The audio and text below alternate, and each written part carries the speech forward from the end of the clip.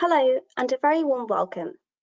Thank you to everyone who has joined UKIBC's first webinar of the new year. In today's session, we will explore what the future of real estate will look like in 2021 and beyond. As we are aware, the pandemic has created a shift in and has perhaps accelerated our working and living patterns. A lot of businesses are reassessing their property estates. This is the right time for us to look at what the future will hold for the property sector as we move to find hybrid solutions, with more people working from home and more often. We have seen a significant acceleration in online retail and a drive for larger living spaces to accommodate work from home situations. Key questions we will address today include: how will our use of physical offices evolve, and will there be any impact on lease agreements? With our panel of experts, we will look at these factors from a legal, development, and real estate point of view, and assess how COVID-19 has changed the way we work, shop, and live forever. Joining us to share their expert insights today are Bruce Deere, who is head of the London Real Estate Group at Eversheds Sutherland, Rob Groves, Regional Director at Argent Developments LLP, and Anurag Mathur, CEO at Savills India. Before we begin the session, I would like to remind our viewers that they have automatically been placed on mute. If you have any comments or questions, please do type these into your control panel, and we will pick these up later in the discussion. As ever, we will also have a recording available for our participants to refer to at a later date. Thank you very much, and I would now like to introduce our first speaker, Bruce Deere.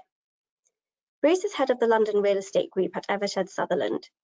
He has advised on some of the UK's biggest property deals and specialises in complex commercial structuring for property acquisitions, disposals and development, together with leasing and the full range of strategic asset management. Bruce, thank you for joining us, and we look forward to your remarks. Thank you, Daxa. I think the first thing to say is that this experience of a pandemic is not as unique as it seems. It may seem completely new and unique, but it isn't, because in every few generations, new diseases reshape the world. So, for example, many of the UK's town parks were created to help combat tuberculosis, and the telephone became popular during flu pandemics when isolating patients phoned their families. There are quadrillions of individual viruses on Earth, and every so often, every few generations, probably the last example was 1918 with the huge flu pandemic. One of those viruses breaks out and brings the pandemonium of a pandemic to the whole world. So we may only really be guests on planet virus, but we are thinking guests and can plan for the future. So we should be optimistic. Human ingenuity will tame COVID-19, and we will get back to normal, just as we have after many other pandemics. And that normal, I think, will look a lot more like the old normal than many pundits are predicting, because we've built one sort of economy which depends on coming together in large numbers, buying and sharing things and sharing experiences. We cannot simply stop that economy and go straight into some kind of fairy tale new. The only way back to an ultimate new normal is through the old normal, with people getting back to work, getting back into cities, and getting back into their old ways of life, at least for the interim, so that we can make the money that's to move to the next stage. Now, coronavirus has been acting like history's hyperspeed centrifuge. It's been flattening some parts of the economy, it's been supercharging trends in others, and it's been testing businesses and their ingenuity and resilience, and we've all lived the daily reality of that. But I think its impact can be exaggerated. It isn't going to completely kill business areas. Business areas will come back. I mean, take retail, for example. That's been written off by a lot of pundits, but once the pandemic is under control, it will be ripe for resurrection. Retail can thrive again, but it will need to be reborn as a kind of cyborg ecosystem, part online, part in person, and part robotic. Retailers will have to reduce their simple in-person selling approaches and become more omni-channel animals anchored in robots and IT, with robust and high-speed online and delivery capability. And it's worth mentioning here that many retailers were already going down that route. This was already a trend. So coronavirus isn't creating a new retail world, it's intensifying change, and it means that those most resilient retail businesses will thrive most. Now, retail landlords, tenants and investors need to stop thinking in tired landlord and tenant categories and think of themselves more as commercial investors into a varied and flexible real estate landscape, including physical assets, but not just all about them. And many of the best landlords, tenants and investors have been doing that for some years, and now they'll need to do it more. Retailers, of course, will still need shops. Physical shopping is the world's most popular hobby and is essential. But perhaps they'll need fewer of them, perhaps on shorter leases and on different, more flexible terms. And again here, we've already begun to see over recent years, and we'll see even more now, the most innovative landlords will react creatively to this retail market reorientation. And they'll joint venture with their tenants in full commercial partnerships based on profit share and turnover, and move on from just a traditional rental structure. Now, just as it is with retail, so with offices, lockdown profits from their kitchen tables have been predicting the end of offices all through the pandemic, because a little virus 1,000 times thinner than a human hair managed to do what no CEO ever could. It forced people to experiment, and mostly successfully, with mass home working. Obviously, it has some problems, but mostly it's been a success.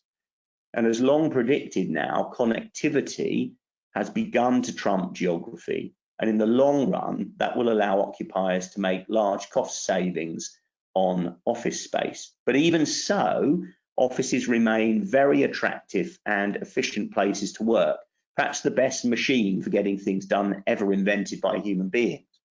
Office life will most likely evolve, and indeed it was already evolving with the most innovative landlords and tenants, into an agile blend of home working, smaller office hubs, and high quality serviced offices.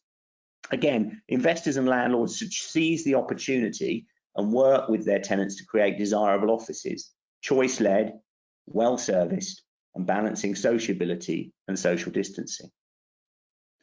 The virus has also accelerated the decades-long decline of UK town centres. Now, the current UK government was elected on a promise to level up the UK and its regional towns, and it has provided an initial £4.8 billion fund to help that happen.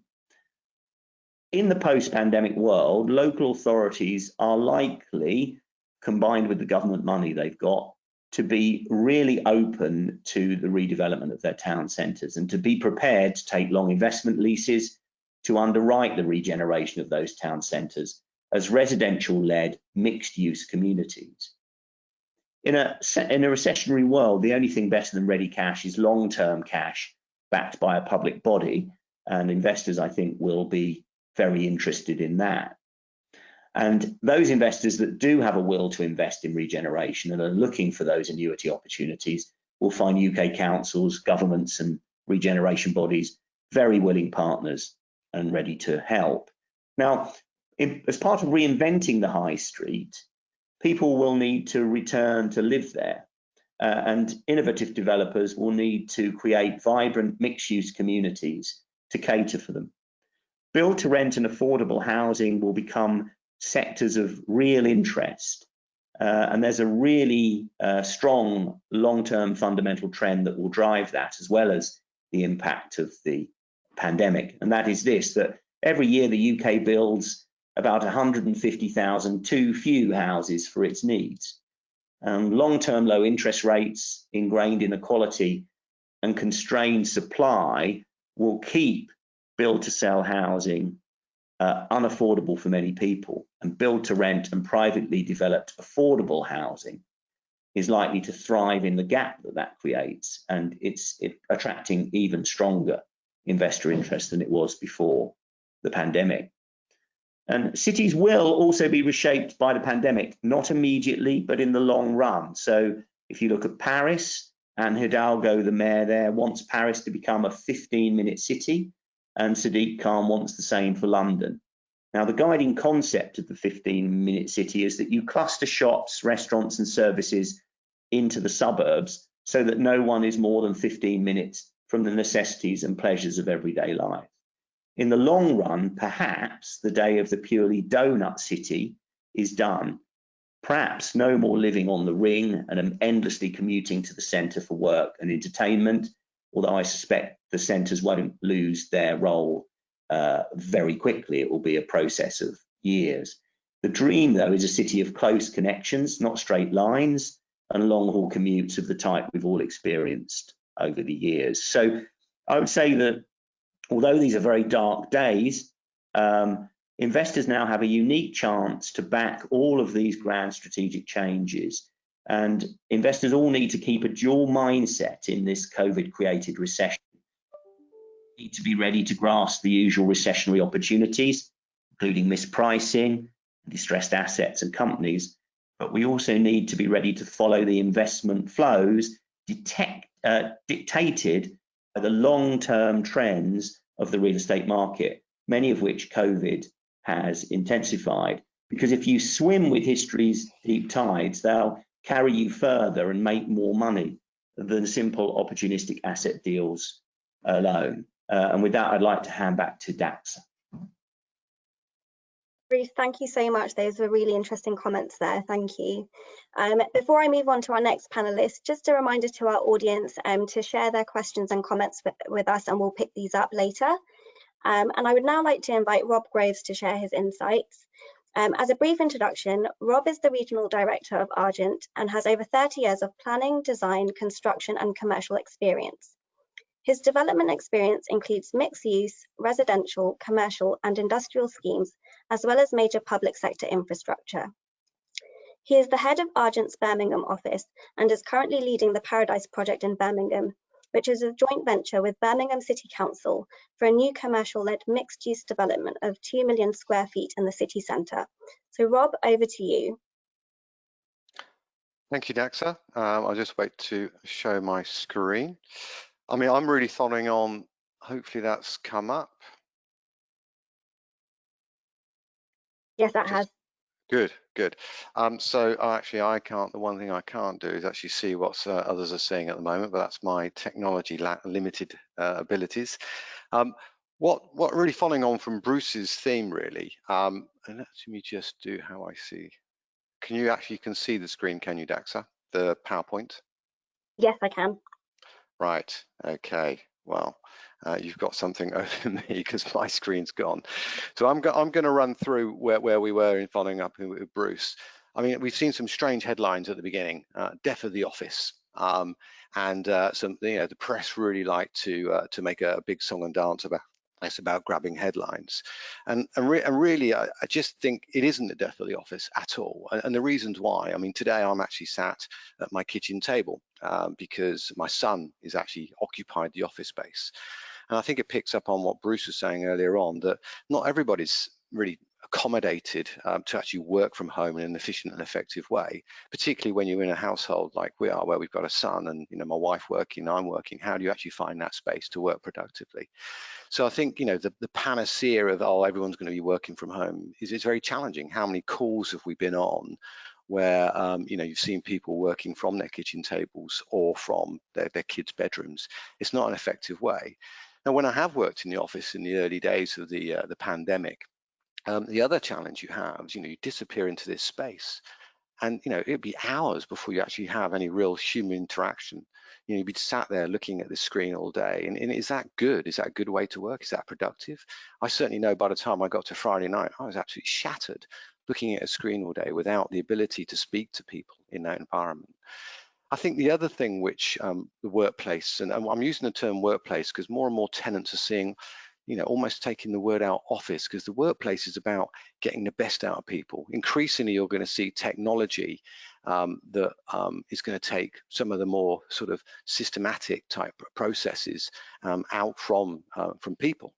But we as humans, you know, the best thing that we're good at is ideas, an interaction of ideas, and that really comes from the physical environment, working with your colleagues to bounce ideas off.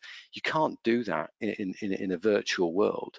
You know, I'm a very physical person, so I'm always expressing myself physically with my arms waving around, I'm told. And you know, how do you do that with an environment where you're just relying on looking at a screen? The other part is passive learning, which is one of the most important parts of how we educate ourselves. You can do things formally through training, get your degree, etc., and you can do some of that, a lot of that remotely. But actually, how do you pick up the conversations that's going up in your office? How do you bring, when your graduates come in, do you sit there in a virtual world 8 hours a day to try and educate people about the role that you do? You know, these are the sorts of things which are missed, the impromptu discussions in the corridor. So it isn't the death of the office. And I think, you know, we are human beings, we like social interaction, we like, you know, to chat about what the football or what was on the TV or a good book. That's what makes the office a place or a workplace an important point. I think what's actually happened, and Bruce said this really, is accelerated trends. Those switched on tenants were already there. We've got a tenant, PwC, and one of our first buildings on PwC. They already had a huge allocation of people for the actual space they took because they had flexible working. You know, what they weren't allocating a desk per person. So I think the workplace is much more about, and hopefully the slides are moving down, about the rationalization of space. I think, you know, what people will look at and what we've seen since the pandemic is those initially, the initial panic, if you like, from building occupiers is now gone into a position where we have signed up tenants during this pandemic that have actually looked at the amount of space they require and actually saying, well, actually, whereas we'd want one person per desk, and some people were still doing that, they're saying, well, actually, we can look at rationalize this. We don't need 50,000 square feet for all our people. We can probably get away with 30,000 square feet because we're going to see more of that balancing between home life and working in the office.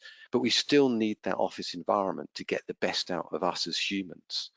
The other interesting point on here is around if you like, the location. As well is important. Again, Bruce picked this theme up. I think what's happened is people are questioning their commute. Now that's going to have 2 points there. People will start saying, well, do I really want to spend? And there's a lot of people, particularly around the suburbs of big city, who can spend 2 or 3 hours a day commuting. And some of those people say, well, actually, I don't want to do that 5 days a week. I'll do that 3 days a week. And that'll happen. So that improves their quality of life. But actually, I think what you are going to see, people are going to say, well, presenteeism in the office is not so important. And do I really want to spend that amount of time? You know, I'm actually sitting down with my family having dinner in the evening at the moment. You know, that's important to me. Do I want to spend that amount of time? So I think actually, if anything, you're going to see the acceleration of people looking at and saying, I want to be within 15, 20 minutes, half an hour of the workplace. I want to be able to cycle, I want to be able to walk, I want to be able to get a bus.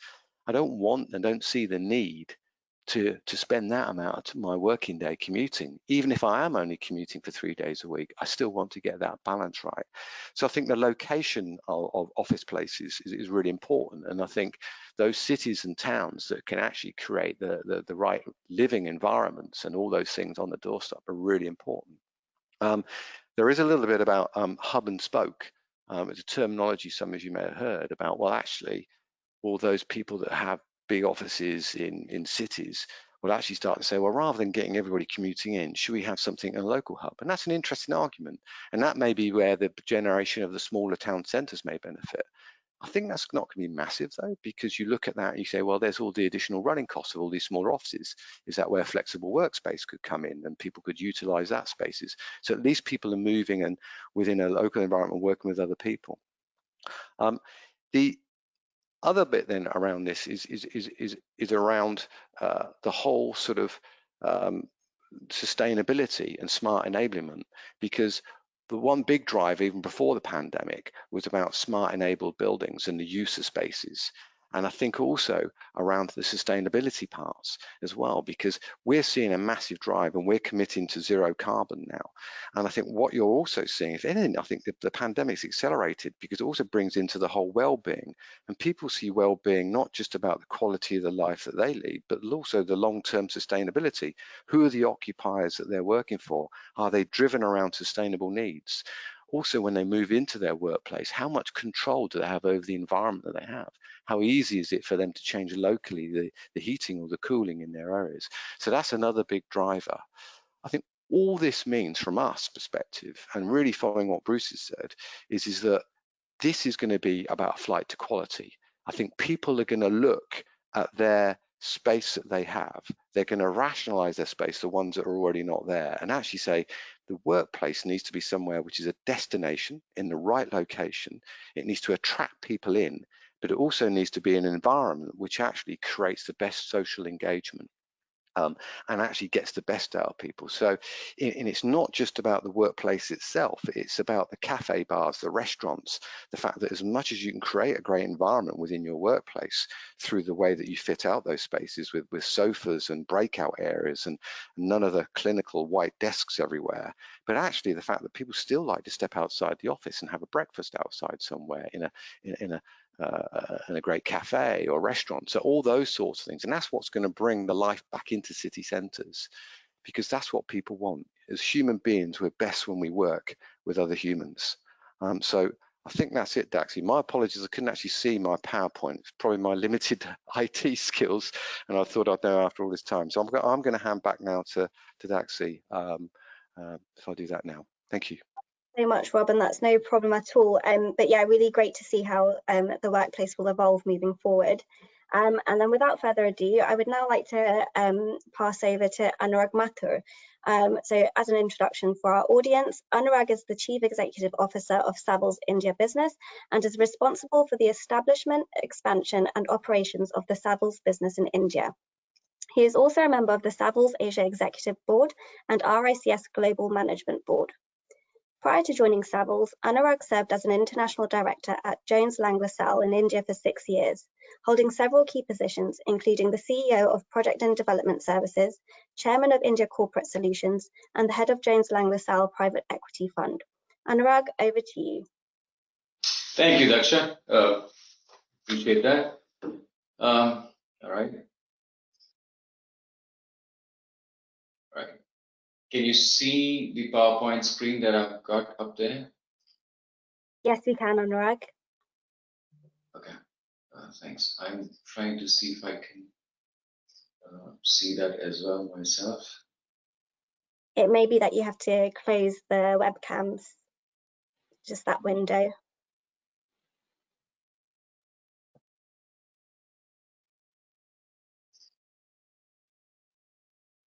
Just bear with me for a minute, please. No worries at all.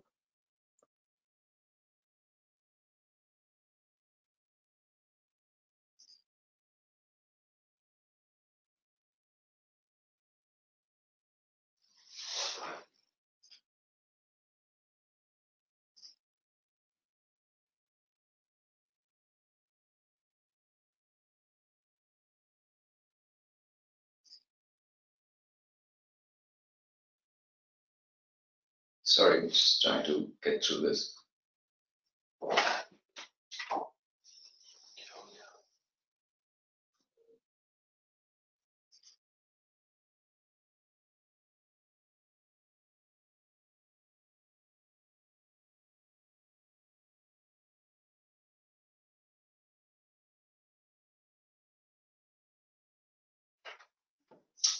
Okay, sorry about that glitch. I hope you can see the screen and can hear me as well. Yes, we can. Thank you. Okay, thank you. All right. I will give you a quick overview of what's happening in the real estate sector in India through 2020 and what we see unraveling for going forward in 2021. And essentially, the three, really the two sectors that we're covering is going to be commercial office and industrial and warehousing. There are other sectors, but that's a longer conversation, and happy to take questions on that in the following section, but we thought this is the most pertinent thing.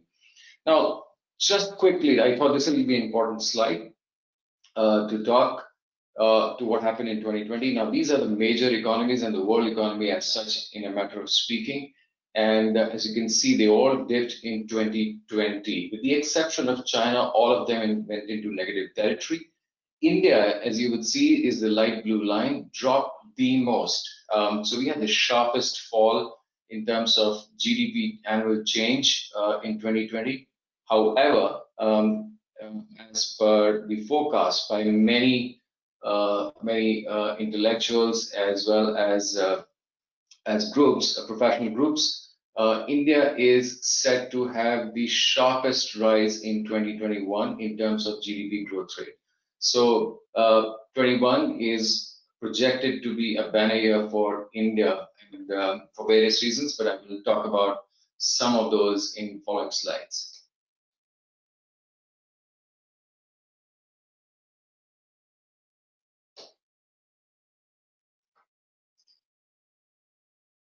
All right, now this is a macro scenario just on India. Again, some few points which I thought may be of interest to everyone. On the left-hand upper side corner, you will see the graph where things dropped, how it dropped in Q2 2020, and how it is going to be, how it was in Q3 2020, and how it should actually read 21. And I'm sorry, it's a typo. It should be 21. That's how it was and how it is coming back. Trade, hotels, of course, drop, construction drop, real estate finance dropped, and we anticipate that the worst is not yet over for finance and real estate sector. Manufacturing dropped quite sharply, but it has already picked up, and we foresee it to be picking up quite fast once again. Agriculture is the only sector which did not drop in 2020. Although it's small, its contribution to our GDP is very, very small, but that stayed. In a certain sense, it's the one sector that saved the very large masses in India. Clearly, the pressure points on economy are on consumption, employment, or the unemployment, supply chain stresses, and the fall in government income. On the graph on the right-hand side, you will see how this has impacted. This is the top. Well, the drop was contributed by many sectors, but these four are the biggest contributors to the drop in GDP in the year 2020.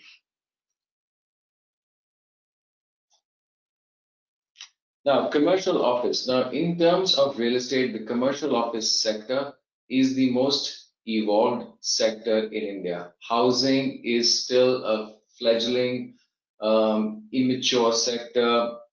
Industrial and warehousing still growing, etc. Commercial office is the most mature and a very, very large sector. 2008.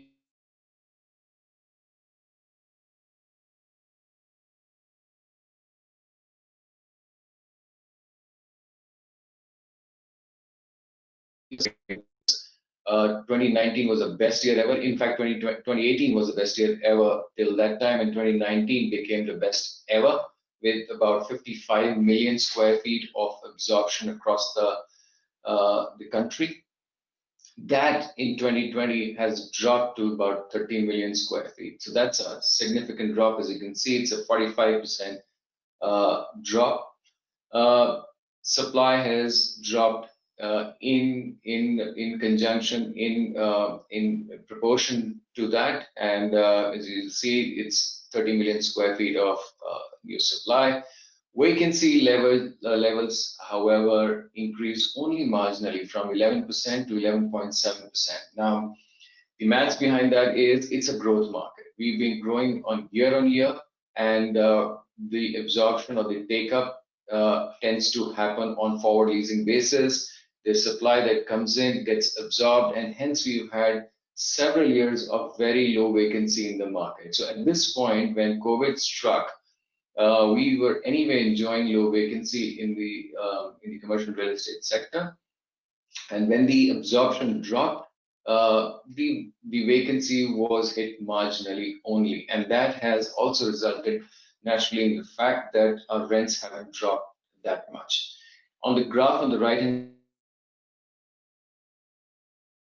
the absorption has dropped across various cities quite clearly. The big cities of Bangalore, Hyderabad, the big cities of Delhi, NCR, and Mumbai have had the maximum drop in absorption. Bangalore, Hyderabad, and Pune, which are predominantly tech cities, have had lower drop in absorption. Chennai is an outlier, had very little impact in terms of absorption. Coming to industrial and warehousing, now this is an area where India is still developing very fast. It's catching up with the rest of the developed world. So in the manufacturing, India is still catching up, and it's catching up for various reasons. One, we are a consumption-driven economy, and the second, the fact that the world is trying to discover or trying to find alternatives to China, and China plus one strategy, as it's being called.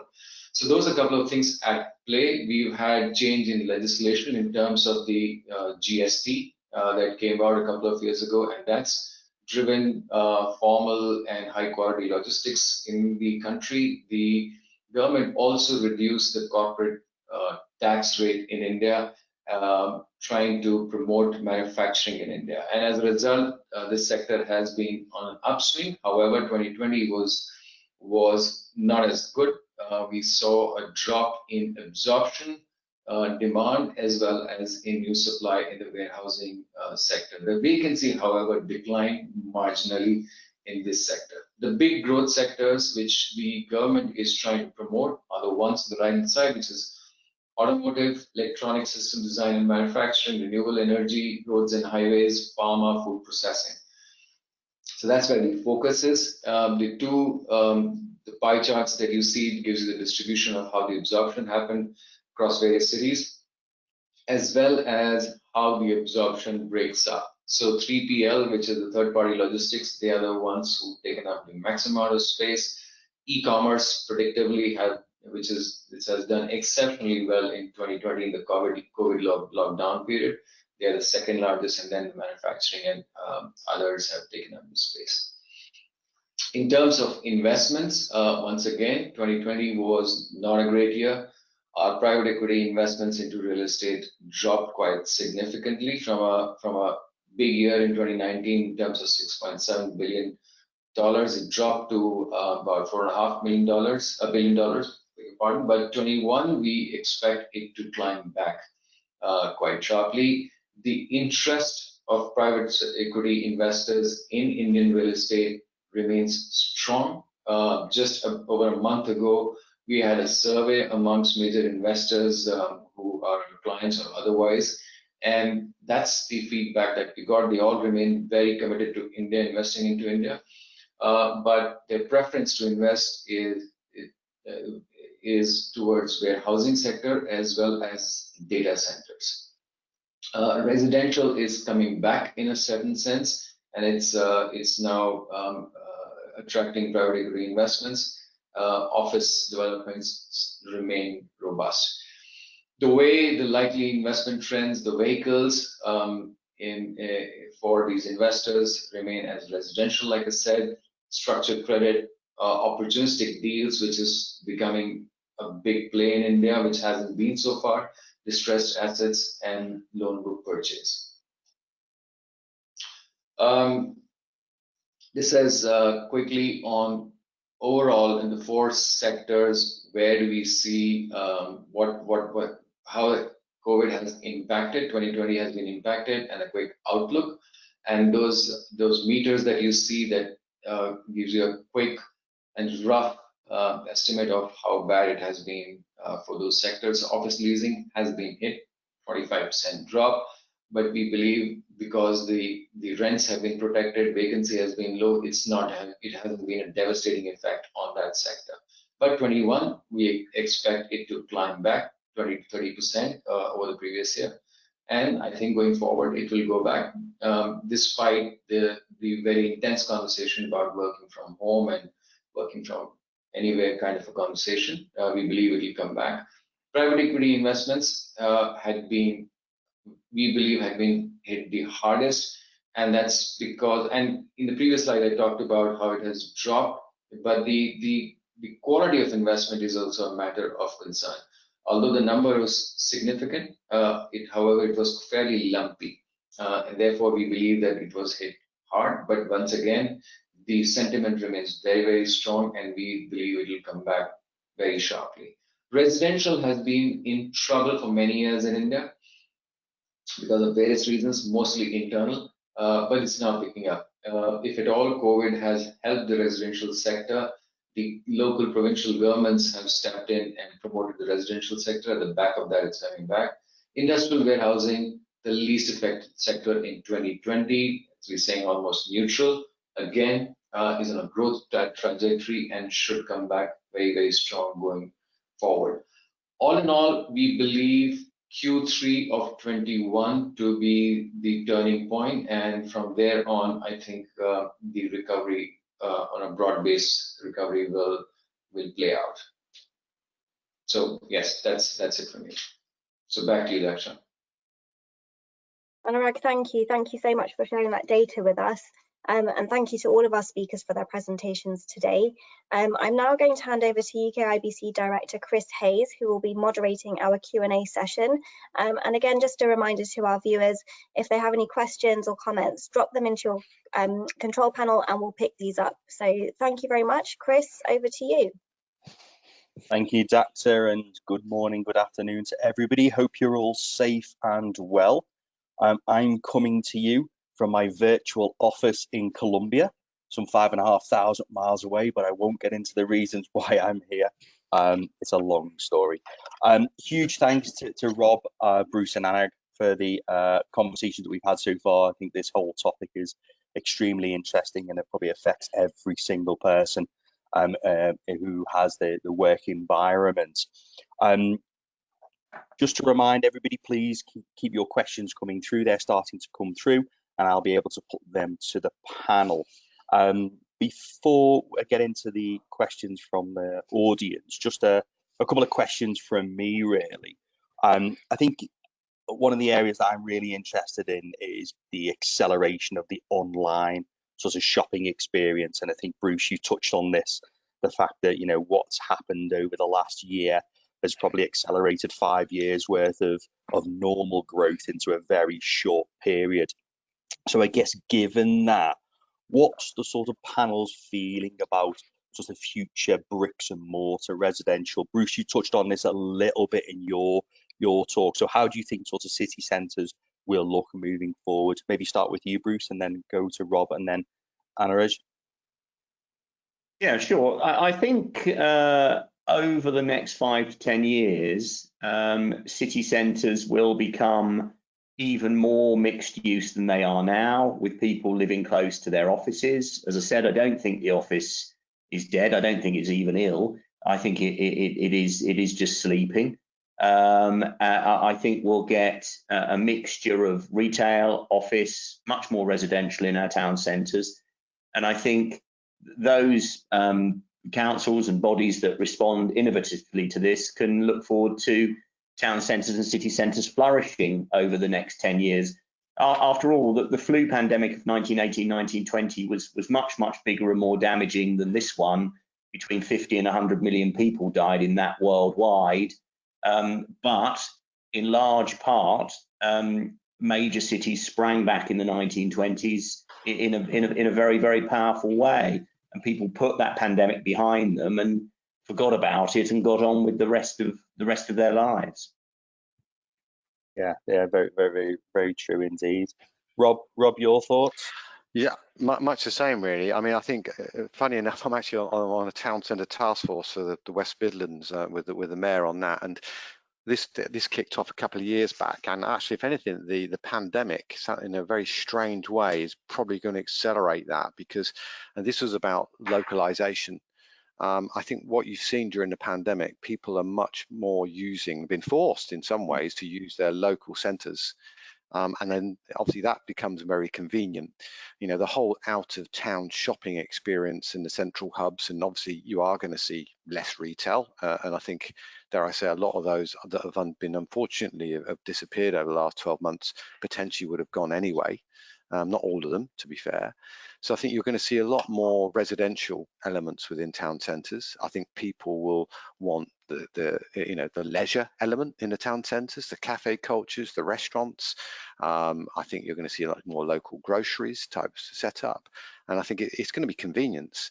I think the idea that people commute, I think there still will be, personally, there still will be the big central hubs, because there'll be the big shops, if you like. People want to go into, to the West End of London or into central Birmingham or Manchester.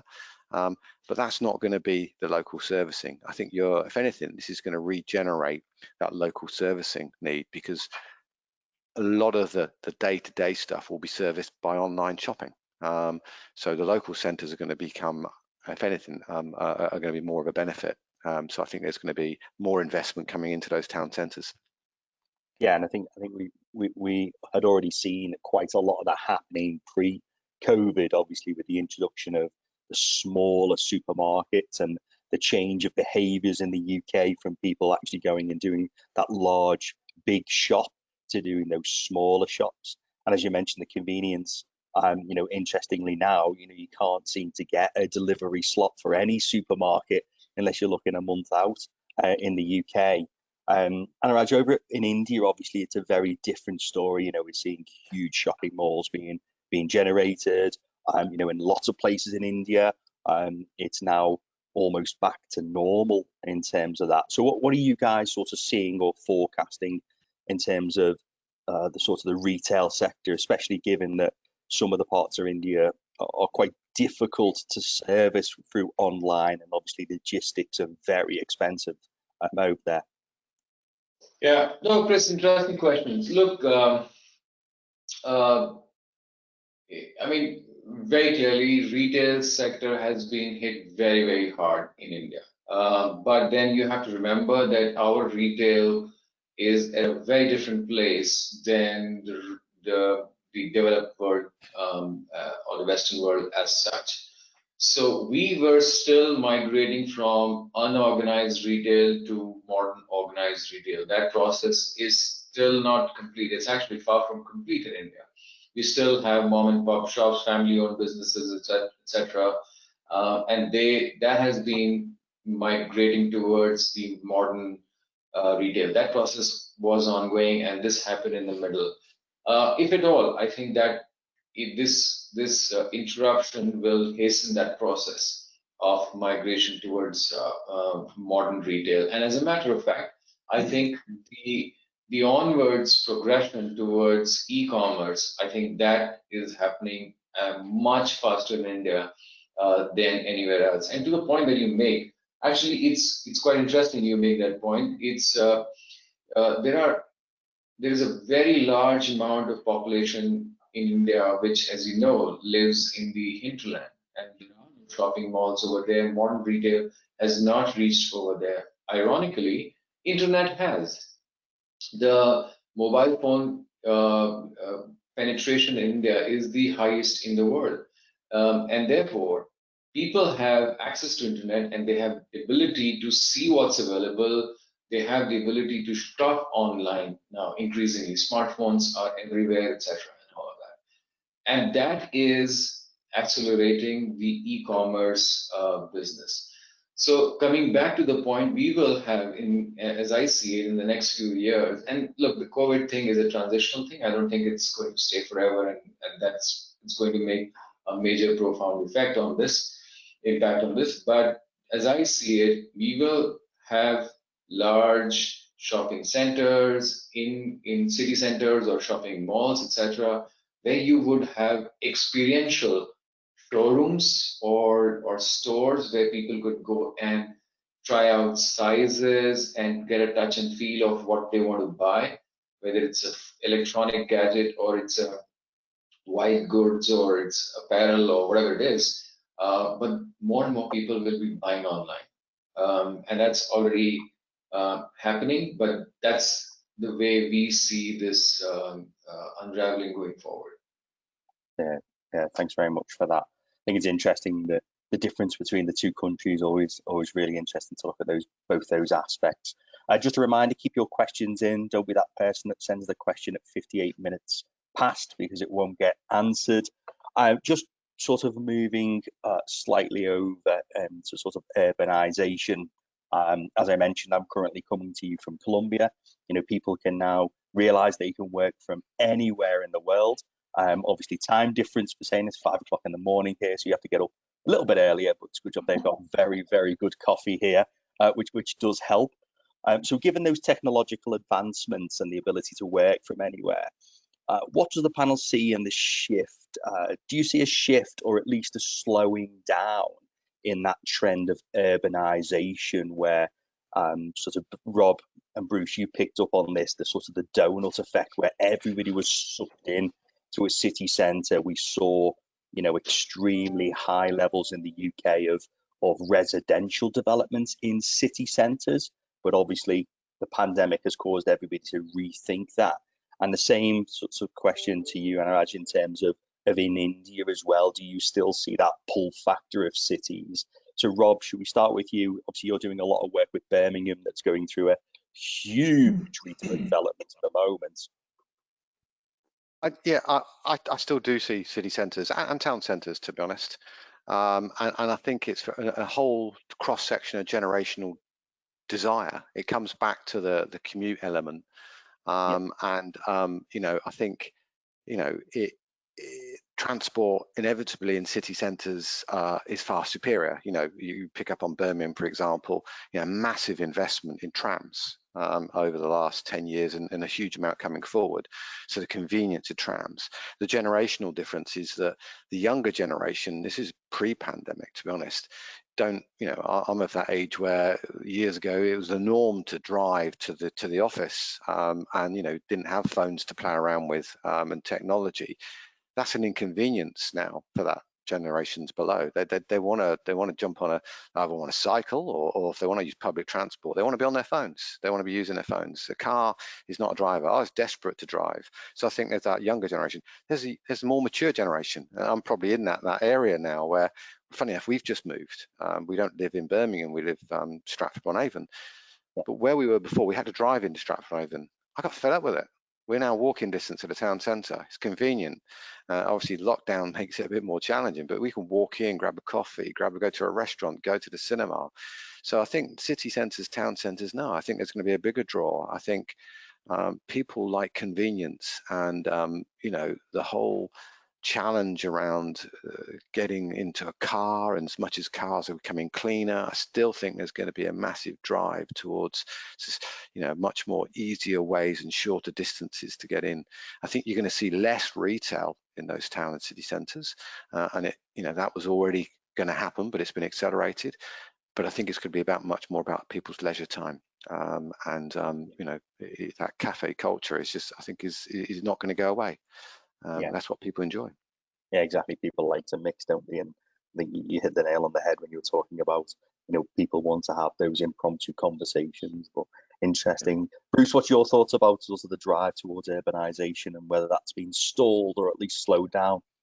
I agree with Rob about that. I think there's been a lot of nonsense written during this pandemic about how we're going to have a completely brave new world and everything's going to change and immediately we're going to be living in a completely different type of economy. Well, guess what, everyone? We've got the economy we've got. If you've been playing as a football team for 15 years, you can't suddenly reinvent yourself as a top ping pong team. It just isn't going to happen. So, you know, we've got to get back and get the economy we've got working. And yes, there are things we need to change, trends we need to adjust, things we need to reinvent perhaps, but that's going to take time. First of all, we've got to get the machine that we're actually stuck with working again and start mixing, start consuming, start traveling, start doing all the things we used to do. If we don't do that, we won't have any money to reinvent a new world. So I think there's been a lot of fairy tales peddled. You know, the new normal is going to look very much like the old normal for quite a long period of time. Yeah, thanks for that, Bruce. And Anurag, obviously, India, you know, you're already seeing that it's slightly sort of, you know, the growth in urbanization. You know, our office is in Gurgaon, obviously huge new developments where you guys are based as well. So what's your thoughts in terms of the urbanization side of activity? Obviously, there's a huge pull in India. Look, much to what Bruce and Rob said, I think I think far too much is being made out in terms of city centers and cities and urbanization as such. And I don't think this COVID pandemic will change the direction completely. It may bring about some subtle changes, etc., but I don't think it makes a big impact.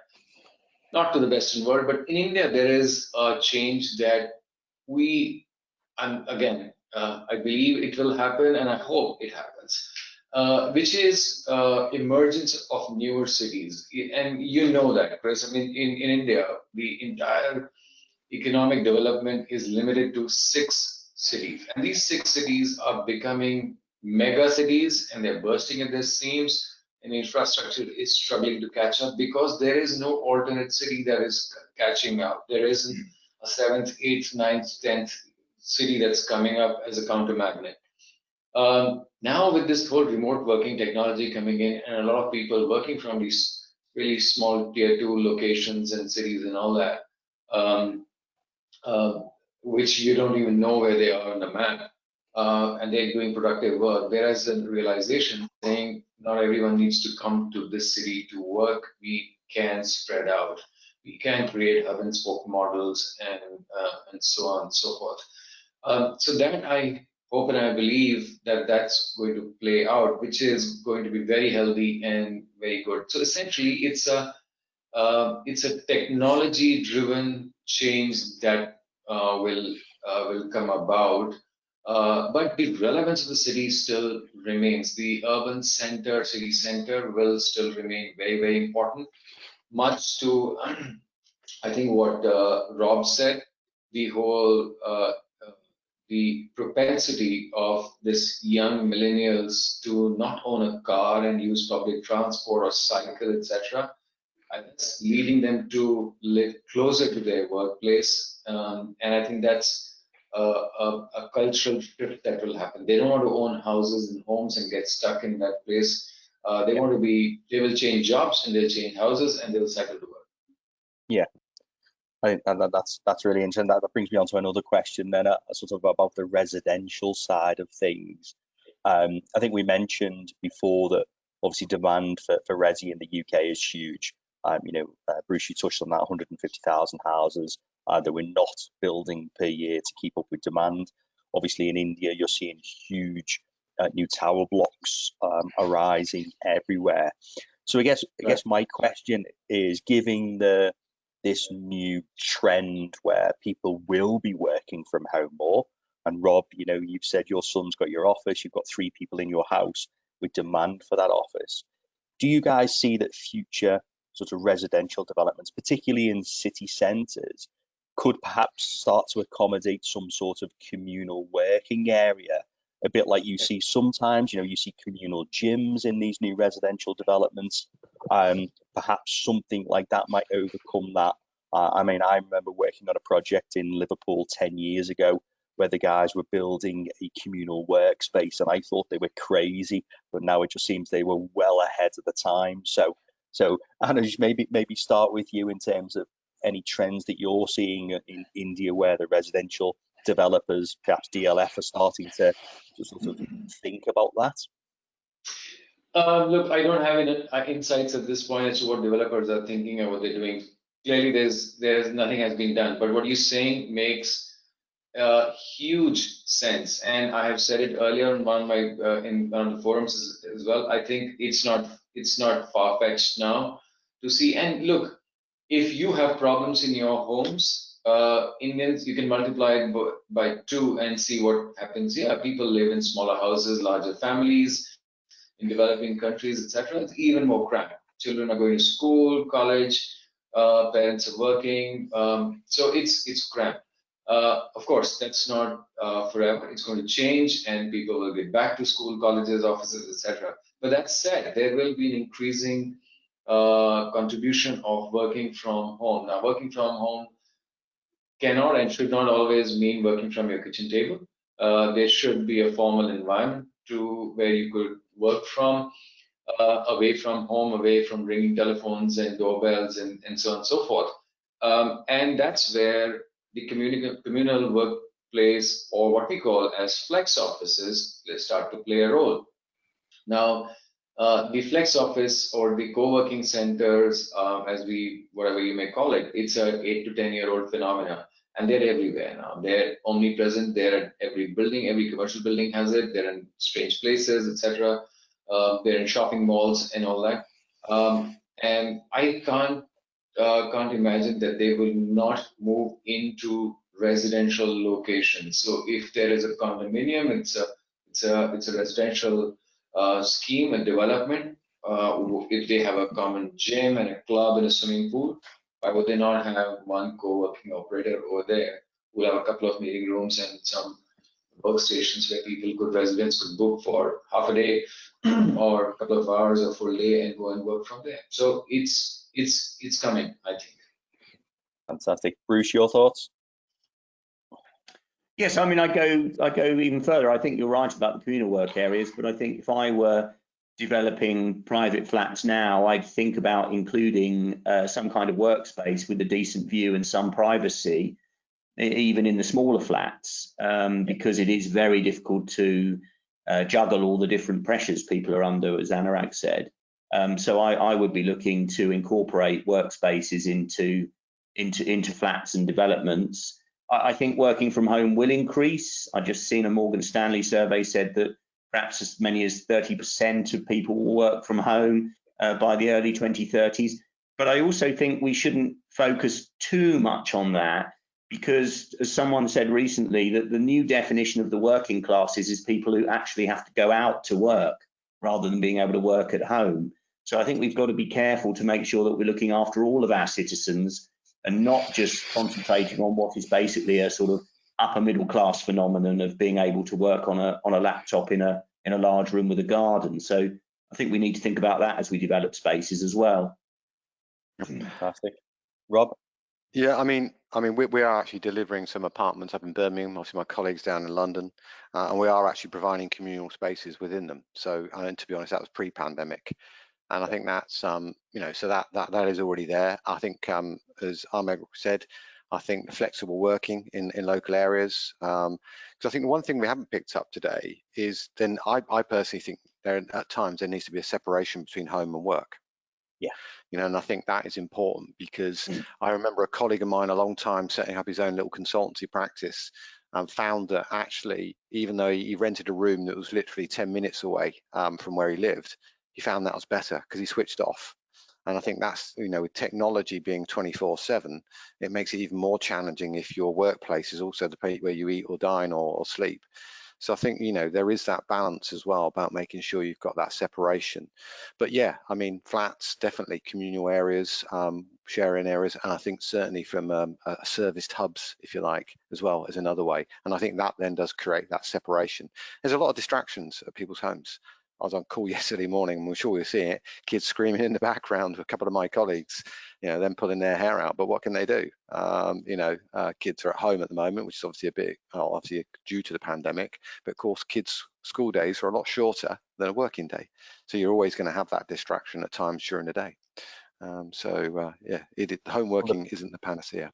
So the best thing to do is to move to Latin America and get up at 4 o'clock in the morning while the kids are all still asleep, the wife's asleep, no distractions throughout my day. You can see the sun's just about to rise here.